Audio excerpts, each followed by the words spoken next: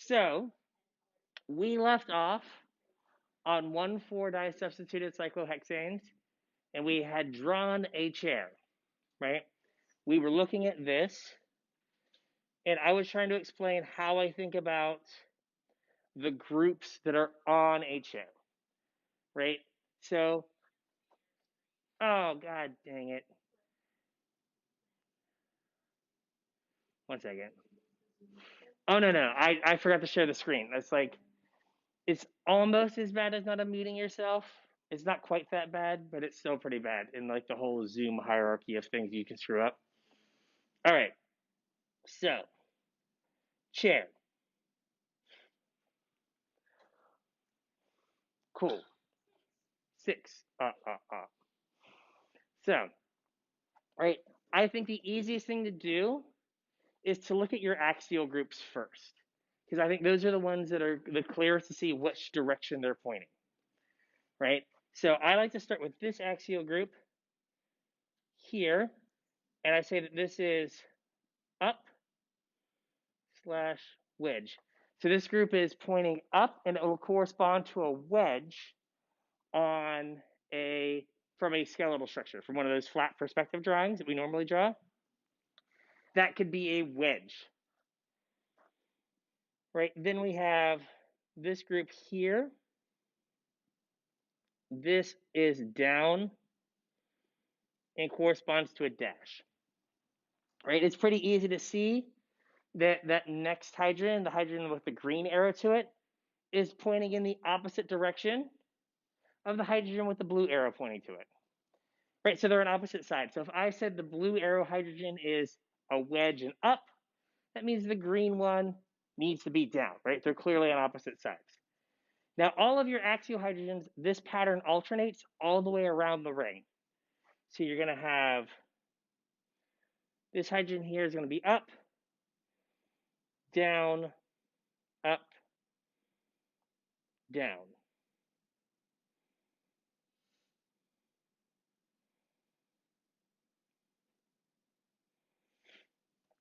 Right? Everyone see that? So we've accounted for half the hydrogens on the ring. Now we need the other half, which are the groups that are equatorial. So if, I'm going to make this a different color. If the axial hydrogen on this carbon is up, that means the equatorial hydrogen on that carbon is down.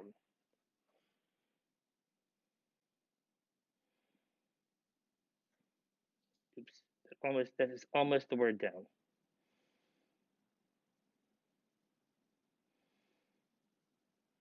Down. Right? And then that alternates around the ring. Now the ones that are easy to see are the ones at the edges, right? Because you can kind of see that this hydrogen right here is kind of angled a little bit down, right? So it's kind of like giving you a hint like, hey, I point down. The ones in the middle are kind of straight out at you, and they're a little bit harder to see. But you just use the axial groups to let you know, right? So if you say this group is up, you know the equatorial group on that carbon is down. If this group here is down, you know the equatorial group has to be up, because every carbon roughly has two in-plane groups, a wedge and a dash, right? An up and a down. So if you can use your axial groups and kind of set those as your ups and your downs, that tells you what your equatorial groups are going to be. And I think the axial groups are easier because they either point vertically straight up or vertically straight down. So they're easier to see which ones are up and which ones are down. So if I were to give you, back to our 1,4-disubstituted here, I think this is what I gave you. If I were to give you that, right, and I were to say, draw that as a chair conformation, right? So you would draw your chair, And I always like to start at that carbon, putting groups on, because that carbon I think has the axial group that's easiest to see if it's up or down, right? So the axial group at this carbon is up and corresponds to being a wedge, right? So if this methyl group is a wedge, that means it would be up on this carbon.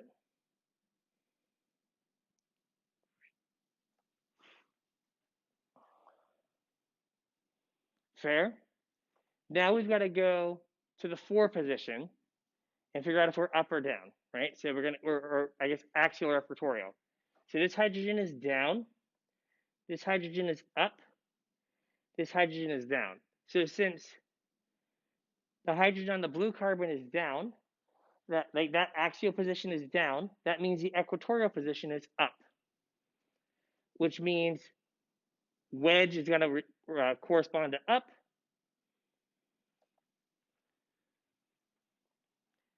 So you're going to get that as your chair confirmation.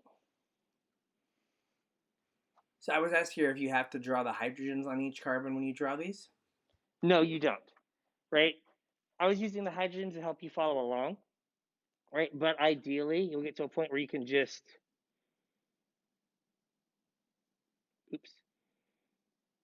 do that, and that'll be your structure, right? You can see that they're both pointing up, so they're both on the same side, so they're still cis. I was asked here which carbon you decide to start putting your groups on in the cyclohexane. Okay, so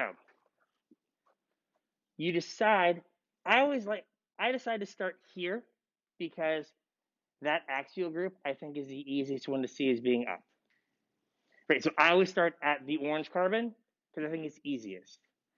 Now, the reason that methyl group, why I started with it up, was because this methyl group here is on a wedge. It's already up. So I said back here that this hydrogen right here is up and corresponds to a wedge. So I'm like, okay, I'm going to start there and I put my group that's on the wedge axial, because that axial group is up and corresponds to being a wedge.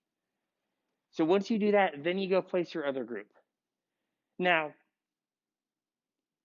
it just worked out that the way I drew this, this is the low energy conformation, right? My largest group is equatorial, my smallest group is axial. I could have drawn it, I could have drawn it and it not been the low energy conformation. That's fine. You've drawn a conformation of the molecule as in a chair conformation. Cool. If I said draw the low energy conformation, then you'd have to do a ring flip, which we'll do here in a sec. But it doesn't matter kind of where you start. The important thing is that you ended up with both groups cis. They ended up on the same side. I like to draw them this way because I think they're easier, but if you would have drawn it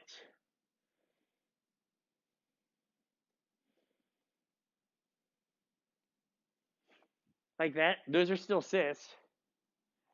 This is not the low energy conformation, but you have drawn a conformation, a chair conformation of the molecule I gave you, and everything looks good, right? So that's all that matters for the first pass. Because once you have that conformation, kind of like a Newman projection, right? You were going to get to all the Newman projections eventually. Didn't matter where you started. Same thing here. You can just do a ring flip and get to that other conformation. The important thing is that your group stayed cis or trans when you drew the structure. Because if that's right, then your ring flips are all going to be right.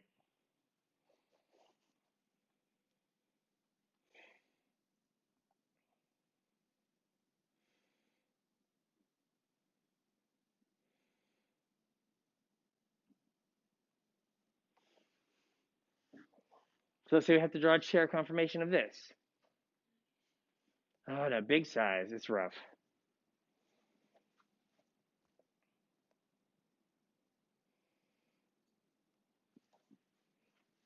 Okay. Again, I like to start here. And I'm going to start with this carbon. So should that methyl group be axial or should it be equatorial? Right? It should be equatorial, right? If the axial group is up and in a wedge, the equatorial position of that carbon is down and a dash. So that's going to correspond to this. I'm going to work our way around. We're going to get the same thing again.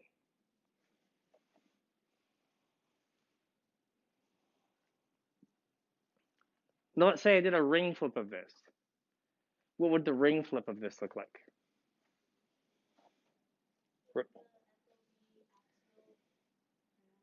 Mm-hmm. So this is you're gonna grab this carbon and take it up, this carbon and take it down.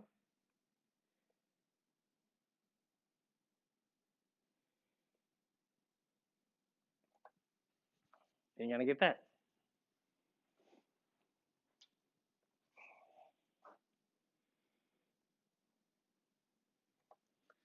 Which one's more stable?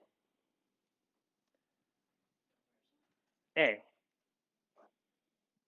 Because you've got two groups that are equatorial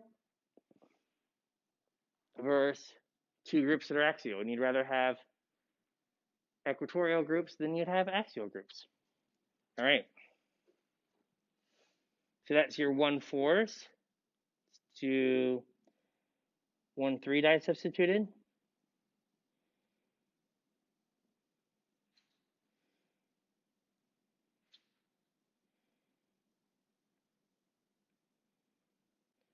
Now I'm specifying with different groups because that eliminates the possibility of it being meso. Right? First of all, okay, so let's say you have something like this.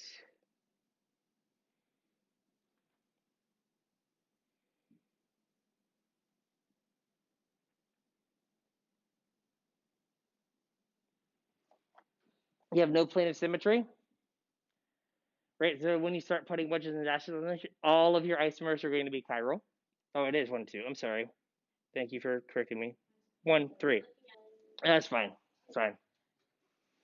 I didn't really sleep as so much was put into a NyQuil-induced coma, so that doesn't really count as sleeping. Oh, I feel awful whenever I take NyQuil. I just wake up in a haze, and I had to immediately follow it up with Dayquil. It was just I'm just 20% quill at this point. I'm like wake quill. It's not nearly as not my best self. All right. Thank you. So there's no plane of symmetry. I meant Wakefield, Wakefield. Yeah, it was a joke on many levels. Levels I didn't even know I got to. This is good. More levels than I realized it had. All right. So there's no plane of symmetry, and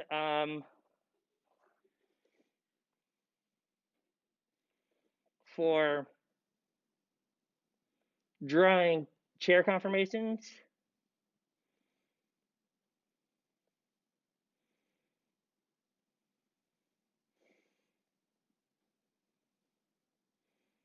oops, letters.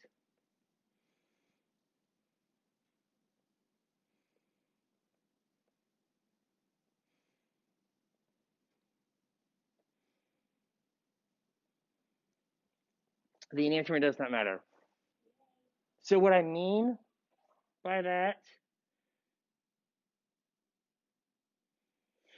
is all the interactions you're going to see in one enantiomer of the chair is going to be the exact same in the other enantiomer of the chair.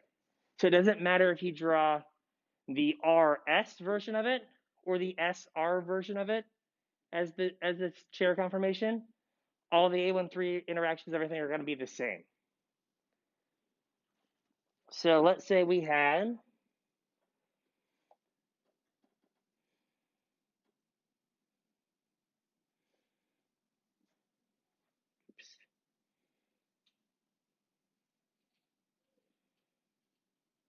we'll do it like this so I actually have space. So what should the cis isomer of this look like?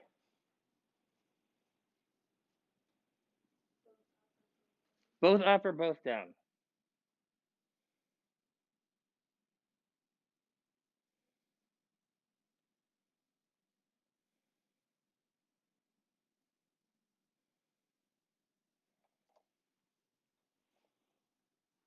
And the trans,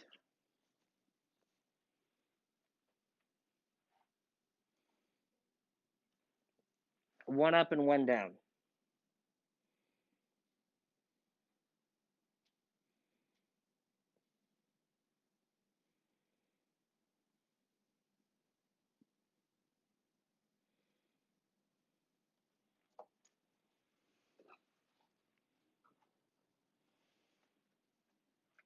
Now, when I said it doesn't matter what enantiomer you draw for the chair, what I mean is if you pick this enantiomer of the cis isomer to draw as your chair conformation, perfectly fine. If you pick this one, fine as well. You're going to see all the same interactions and see all the same stuff, regardless of which enantiomer you draw. So let's pick this one.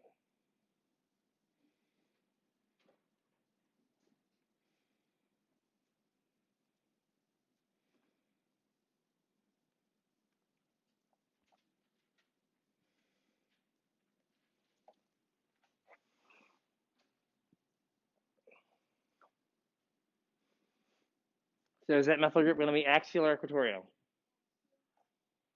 It will be axial.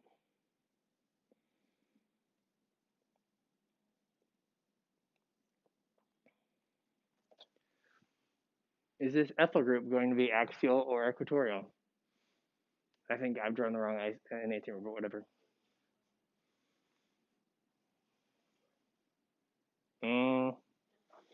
So axial's up, axial's down. So then this ethyl group is going to be up. I was asked if you could draw the ethyl group on another carbon. Yeah, so I think I mixed up my enantiomers because you could have also drawn it like this. Where you put the ethyl group changes what enantiomer you have. But honestly, it's axial for both. And like on an exam, I'm just happy if you get it like in the right diastereomer where they're both cis. Then I'm like, woo, they did it. I don't have time, like, you know, again, this was a real semester, not a fake semester, to like do R and S for everyone. No, bad. Right. So then we can draw the ring flip of this. Right. This group comes down. This group goes up. Everything that's axial becomes equatorial. Everything that's equatorial becomes axial.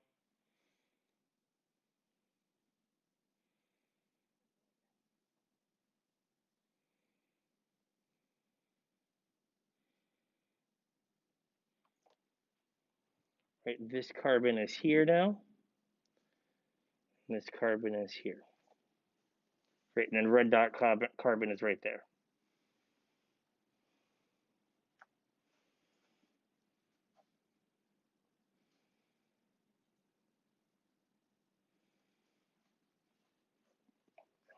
More stable. Right, because you have two groups that are equatorial. Super easy, barely an inconvenience. What about then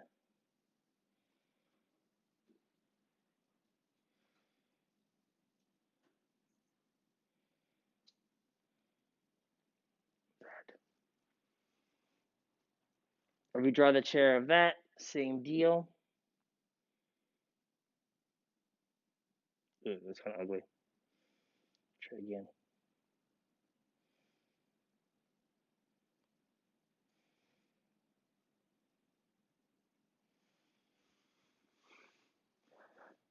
And that methyl group was a wedge, it was axial. Now that it's a dash, it's going to be equatorial. That'll still be up.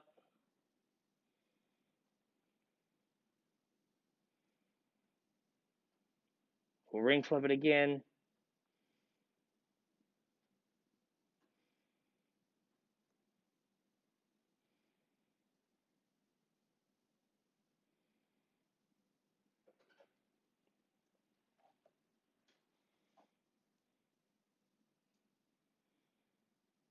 Ew, made it worse. Which one's going to be more stable? Oh, yes, sir. So I was asked if it matters where you put the methyl and the ethyl group on the ring to start. Yes. It doesn't matter, right? It would still have, it all comes back to, does it have the same name? And if it would still have the same name, you can draw it that way. So if you wanted to move if you wanted to say, well, I always want to put my wedge group at like that orange carbon and have it be axial because I'm 100% sure that axial there is up on a wedge, you can do that. That's fine. It's going to be the same thing. You are limited like on an exam because I'm going to draw it some way. And you're going to have to be able to like figure out from my drawing if it matches the drawing you have in your head. So you have to be a little flexible in like how you can look at them. But yes, you can do it. You can do it that way as well. As long as in the end it's like 1-ethyl 3-methyl cyclohexane, that's fine. Right? And this is more stable because the larger group, the ethyl, is equatorial. Right?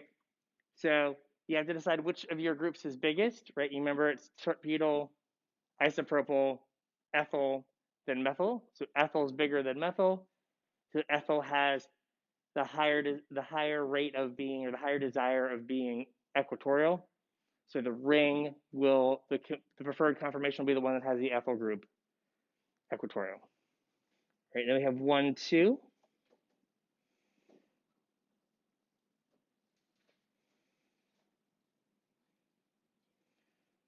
This time we can like actually draw it correctly.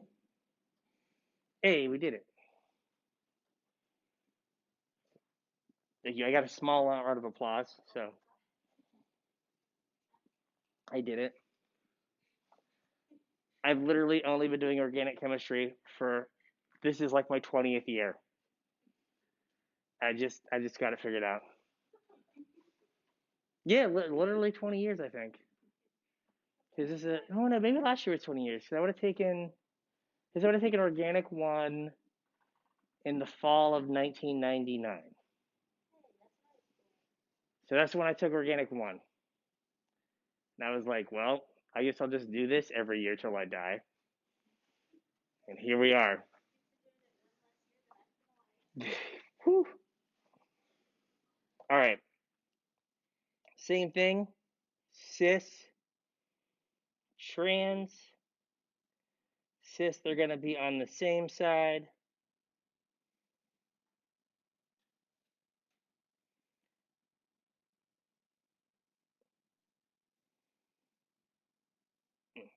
Trans are going to be on opposite sides.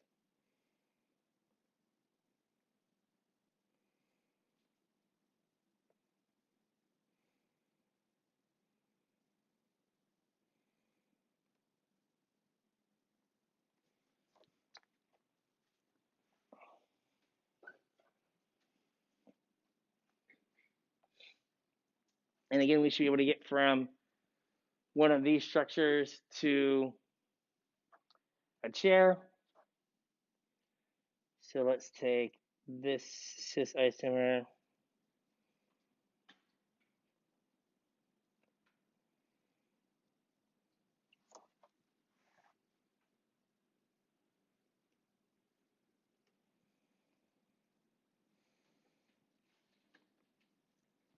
So orange carbon, blue carbon.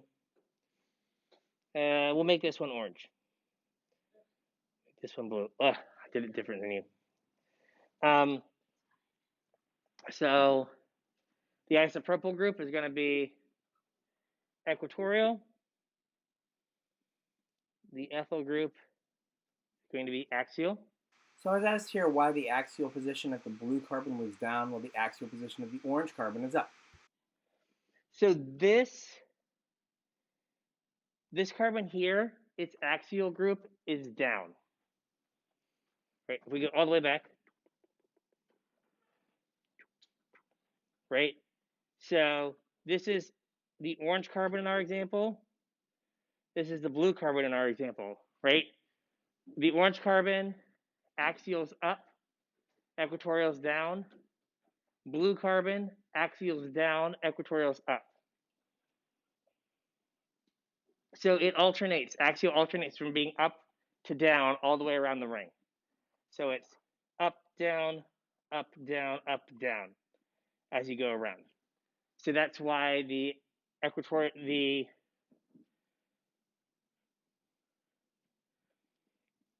that's why the ethyl group is axial here, is because at the blue carbon, the axial position is down.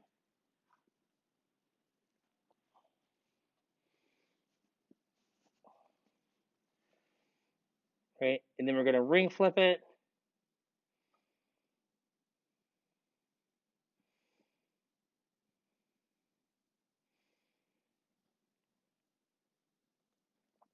Right? Everything ring flip, everything that's axial is becomes equatorial.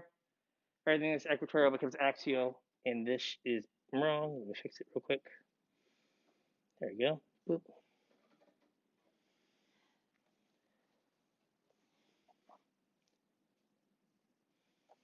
So which one's more stable, A or B?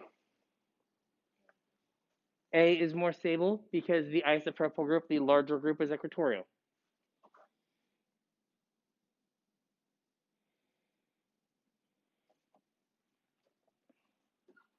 And then if we did the trans,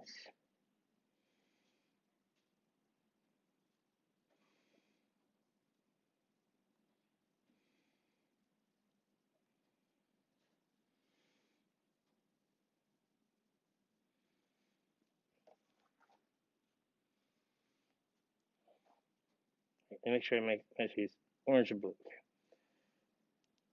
Orange, blue. It was blue and orange. So is my isopropyl group going to be axial or equatorial? It'll be axial to be straight up.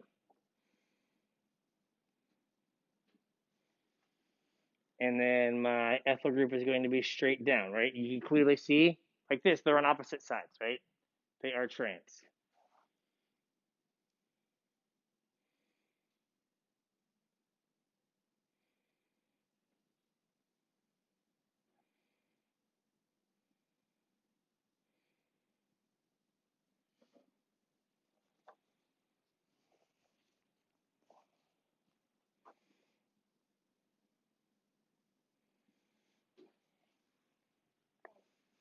A is more stable because I have two equatorial groups versus two axial groups.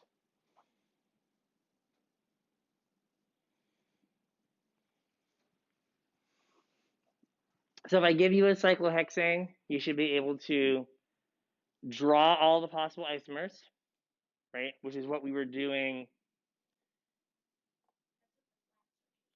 Yes, the flat structures. To draw all the possible isomers, right? Then you should be able to, if I say, hey, draw both chair conformations of the cis isomer, and then label which one's more stable, right? You should be able to do that. Same thing with the trans. Let me show you a few things that are common mistakes that you should avoid.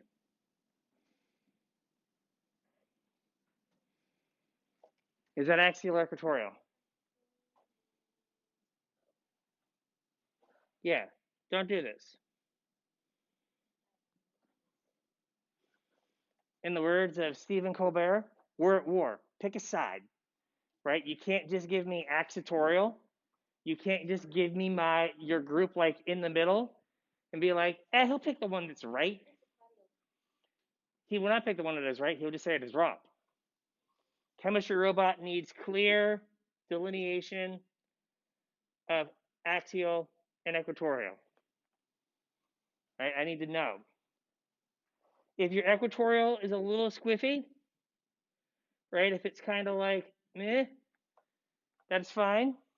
I can tell that it's equatorial, but like once it kind of creeps above the horizontal, you're getting into no man's land, right? So you need that thing to be horizontal or a little bit under.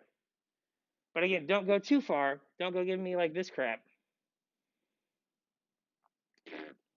Don't do that. No. So we are hard pass on this. This and this are okay.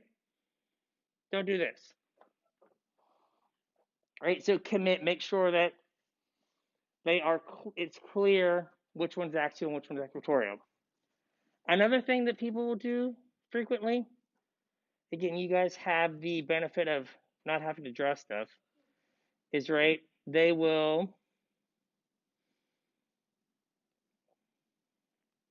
when they do their ring flips, let me change the groups here. They'll be like, they'll switch their carbons where like, so this green carbon is actually this carbon here, right? This green carbon on this drawing is forward, it's towards you, right? And then this orange carbon here is away from you. So like people do a ring flip and then switch which carbon their groups are on, right? So you need to make sure, we don't want to do this again now, right? You want to make sure that you leave your groups on the correct carbon. So if you do a ring flip, right, think about these two carbons here are in front. These two carbons here are behind, right? If you think about the carbons at the peaks as being in plane, the two that are closest to you are forward, the two that are farther away are back. When you do your ring flip, if your group's on a forward carbon, it stays close to you. It stays on that forward carbon. If it's on an away carbon, it stays on that away carbon, it stays away from you. So don't like kind of switch them. Your ring's not going like inside out. It's just changing, but that group should stay close to you or far away. So this should look like we just did.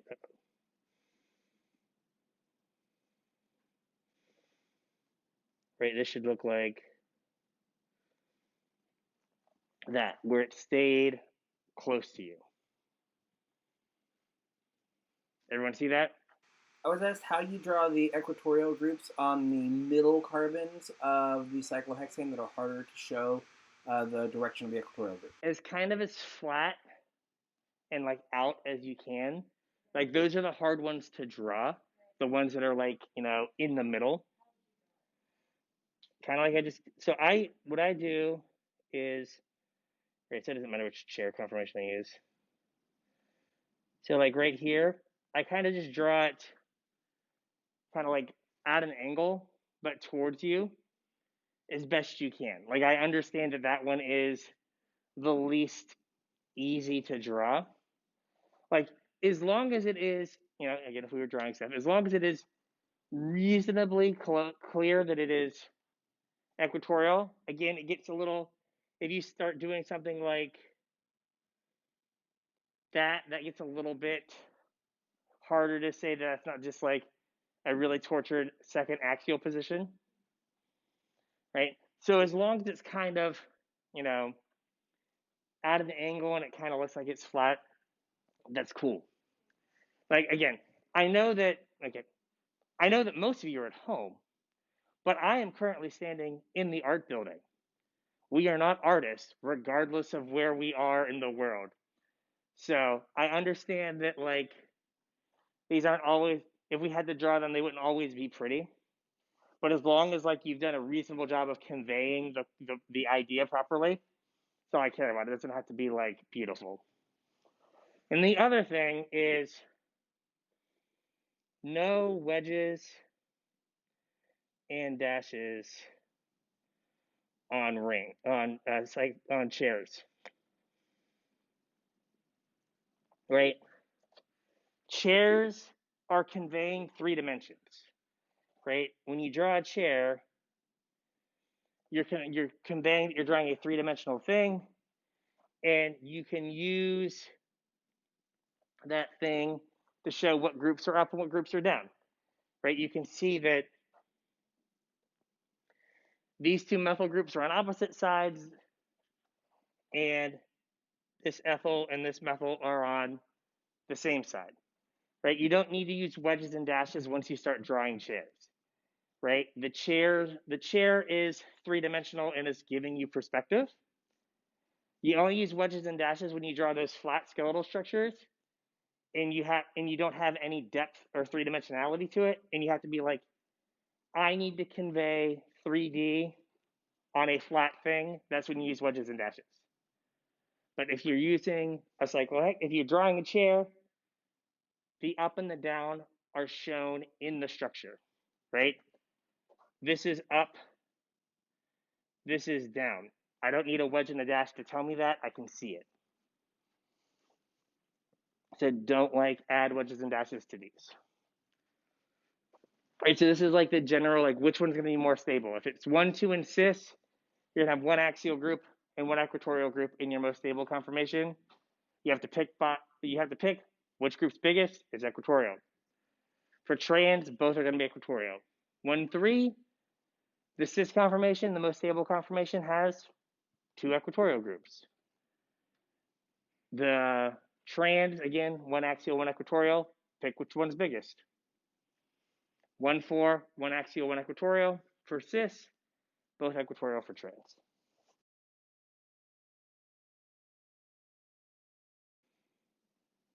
I've already said this, but for the meso compounds, oh god, that's not even a word.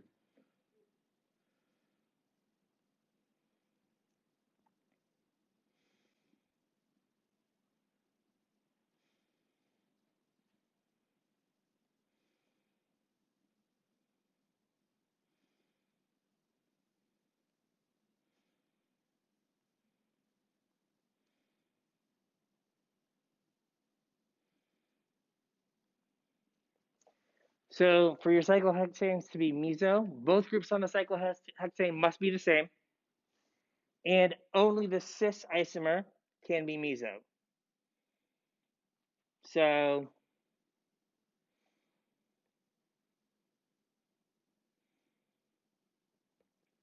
that is the meso isomer, right? That is a meso isomer. Both groups are the same, and they're both up.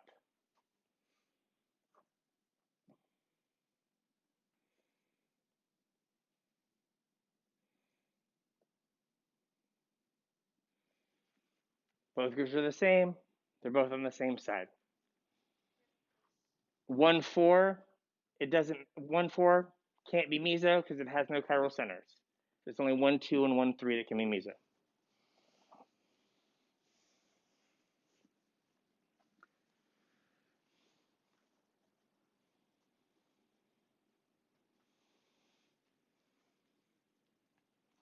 And then there's one more thing I want to show you,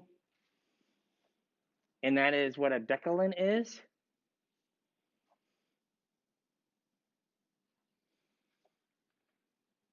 One, 2, and 1, 3 are the only ones that can have mesoisomers. 1, 4 cannot have a mesoisomer. Because there's no chiral centers in the 1, 4 because there's a plane of symmetry right down the middle of it.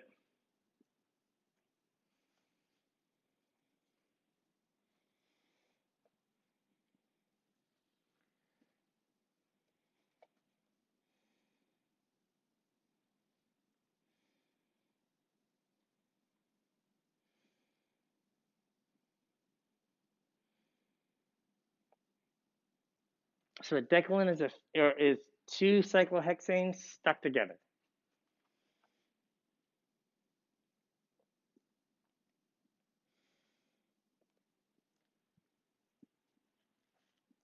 And there are 2 versions of decalin.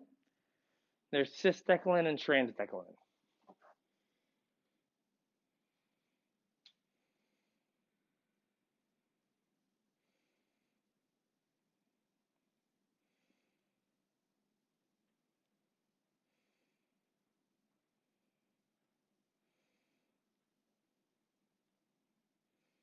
Oops.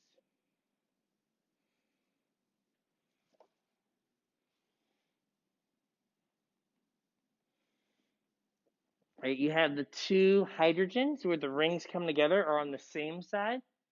They're cis. This is cis decalin. So now we get to do this.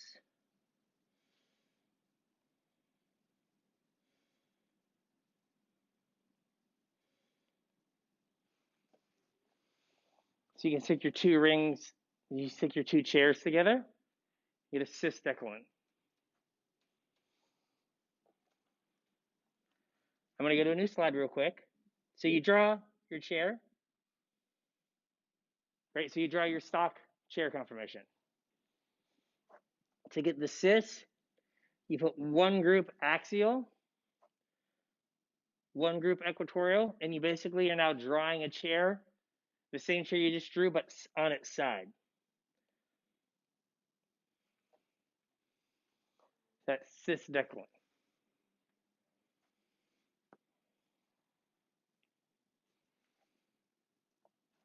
And then we have trans declinum. We have one more second here because people are still drawing. And I've had 20 years of practice, and this is as good as mine get.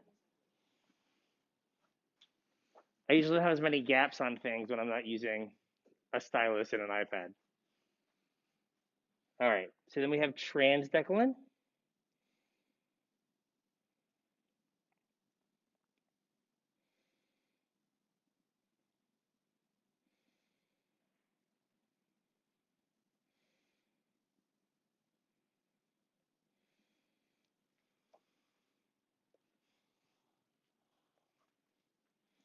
Right, so you're going to draw your chair, and you're going to draw the exact same chair that you would normally draw. They're just stuck together. So it's just two chairs stuck together, nothing fancy. Right, you have one hydrogen that is up, one hydrogen that is down. I was asked if I could go back and show where the hydrogens were on the cis declinum. Sure, I'll go back. So hydrogen's on the cis declinum. There's one axial, one equatorial on the same side. And with that, I will see you all on Wednesday.